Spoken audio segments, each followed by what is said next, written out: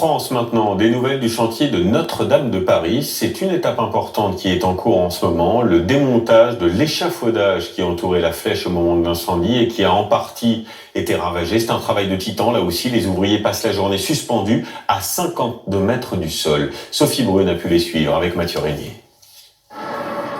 Une opération vertigineuse, méticuleuse, fastidieuse.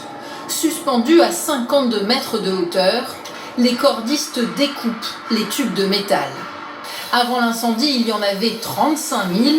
Les plus abîmés, ceux qui ont été soudés par la chaleur, doivent être sciés un à un. Je dirais qu'à l'heure actuelle, on a peut-être descendu une trentaine de tonnes. Il y a entre 5 et 10%. Donc il reste du travail. Le responsable de l'échafaudage, Didier Cuiset, surveille de près l'avancée des opérations. Son obsession, la sécurité des hommes et de la cathédrale. Il doit s'assurer en permanence de la stabilité de l'ouvrage. Si vous voulez, dans le process et dans le protocole, on met une poutre en dessous, on enlève la première. On démonte 2 mètres, on met une poutre en dessous, on enlève l'autre et ainsi de suite. Pour éviter les risques d'effondrement de l'échafaudage, une bascule ou que voilà, il y ait quelqu'un qui parte avec. C'est pareil. Hein. Tous les tubes découpés sont évacués dans cette benne verte. Il lève encore. Elle est soulevée par une grue, la plus haute d'Europe. Pour rejoindre la cabine de pilotage, il faut s'élever à 80 mètres du sol. L'ascension dans les échelles offre des vues spectaculaires.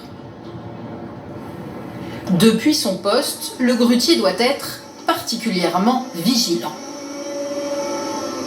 Quand il y a du vent à peine 20-30 km/h, on voit les moules qui commencent à balancer, à faire des bonds 5 mètres sur 5 mètres.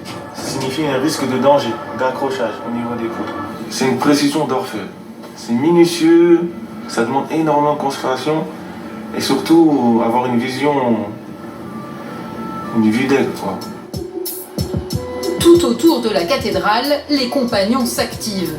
Ici, on lève un plancher qui permettra d'accéder aux façades autour du chœur.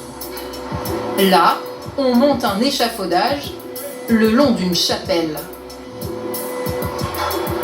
À l'intérieur aussi, les travaux avancent. Des statues sont déposées avant d'être nettoyées.